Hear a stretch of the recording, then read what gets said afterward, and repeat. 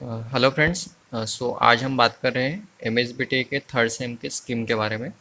सो आप यहाँ पे देखिए, यहाँ पे मेंशन किया है Maharashtra state board of technical education Mumbai, यानी कि MSBT Mumbai teaching and examination scheme for post SSC diploma courses. Post SSC diploma course मतलब जो 10वीं के बाद जो आपको पॉलिटेक्निक का डिप्लोमा रहता है उसके बारे में, उसकी स्कीम के बारे में यहाँ पे बता दिया है।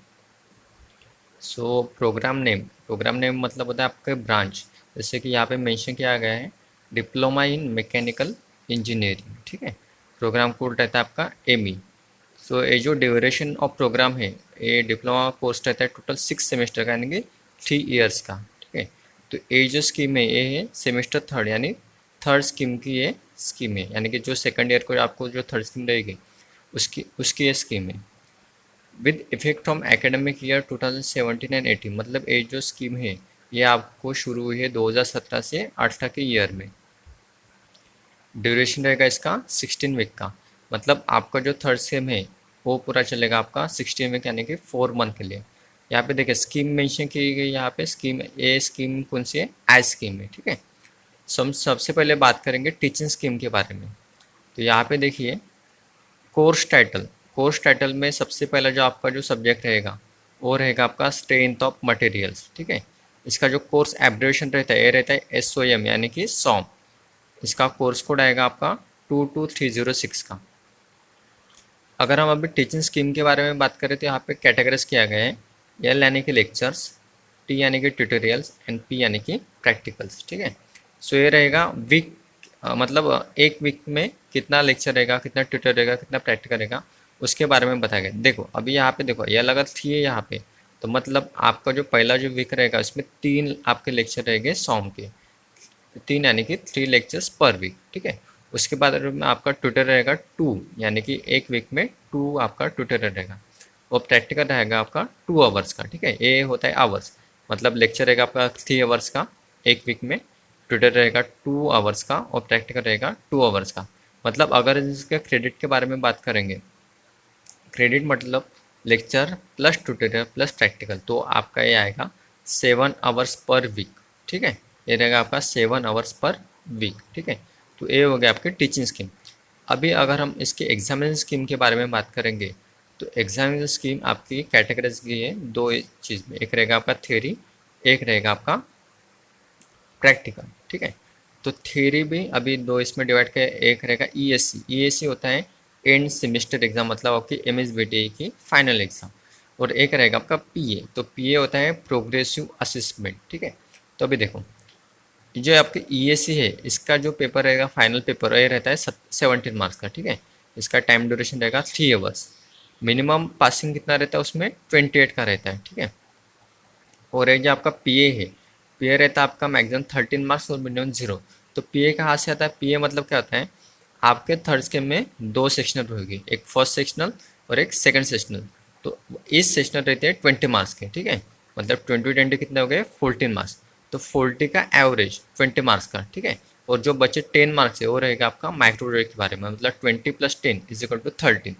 तो ये जो 30 मार्क है, अगर आपने पहले सेशन में समझो 20 से आपने 15 मार्क लिए और दूसरे सेशन में भी आपने 15 में से 20 में से 15 मार्क लिए, तो टोटल होगा उसका 30, ठीक है। तो 30 का एवरेज रहेगा, हाफ करेंगे उसका तो 15, और माइक्रो प्रोजेक्ट के 10 मार्क, मतलब 15 और 10 कितने हो गए, वो 25 हो गए, ठीक है।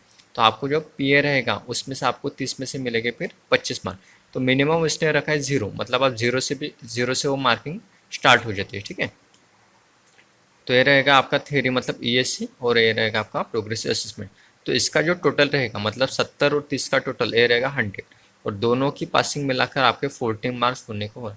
अगर मान लो कि आपको ESC में 28 से भी ज़्यादा मार्क मिले, लेकिन आपका अगर PA कम है, इसका टोटल अगर 40 नहीं ऐड नहीं हो रहा, तो भी आप इसमें फेल हो सकते हैं, ठीक है। तो ESC में आपको मिनिमम 28 लेने हैं, और PA अगर 40 आना होगा आपको, तो इसमें आपको मिनिमम 12 मार्क्स रिक्वायर्ड रहते हैं। मतलब 28 और 12 = 40, तभी आप इस सब्जेक्ट में पास हो सकते हैं, ठीक है।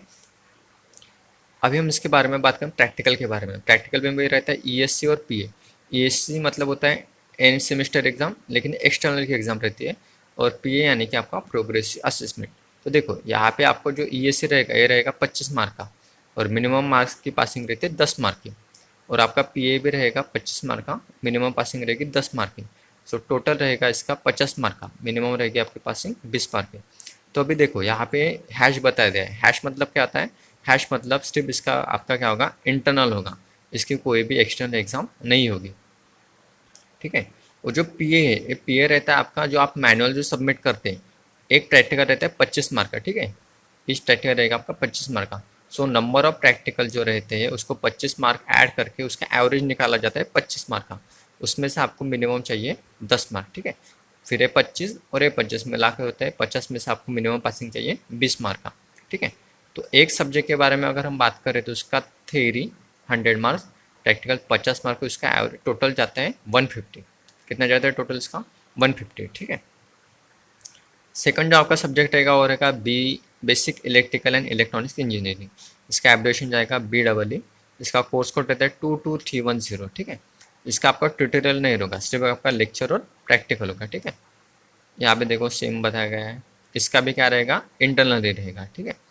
उसके बाद आपका आएगा थर्मल इंजीनियरिंग TEN 22337। इसका भी ट्यूटोरियल है, सिर्फ लेक्चर और प्रैक्टिकल होगा। इसका भी आपका क्या रहेगा, सिर्फ इंटरनल ही रहेगा। उसके बारे में आपका आएगा मैकेनिकल वर्किंग ड्राइंग MW, ये आपका ड्राइंग सब्जेक्ट रहता है। इसका कोड आएगा 22341, ठीक है। इसका लेक्चर रहेगा 4 आवर्स का और प्रैक्टिकल रहेगा 4 आवर्स का। मतलब इसका पर वीक टोटल जाएगा आपका 7 का। और इसका जो पेपर रहता है वो रहता है 4 आवर्स का। बाकी जो आपका पेपर है 3 आवर्स के रहते हैं, लेकिन जो भी आपका ड्राइंग का जो पेपर रहेगा वो हो जाएगा आपका 4 आवर्स के लिए, ठीक है। इसमें भी पासिंग रहती है मिनिमम 28 की। और यहाँ पे जो आपका एंड सेमेस्टर का जो प्रैक्टिकल है ये जाएगा आपका 50 मार्क का। और ये जो प्रोग्रेसिव शिफ्ट में ये जाएगा आपका 50 मार्क का। मतलब इसका जो प्रैक्टिकल का जो वेटेज है वो 100 मार्क है। अब अभी आप इसमें देखे होंगे तो यहाँ पे देखो सॉम BEE 10 का जो है वो 50 मार्क का था, लेकिन जो आपका मैकेनिकल वर्किंग ड्राइंग है उसका आपका प्रैक्टिकल का वेटेज जाएगा 100 मार्क का। मतलब 100 थ्योरी के 100 प्रैक्टिकल के, ये जो टोटल ए रहेगा आपका 200 का, ठीक है। नेक्स्ट आपका सब्जेक्ट आएगा इंजीनियरिंग मेट्रोलॉजी मतलब EME।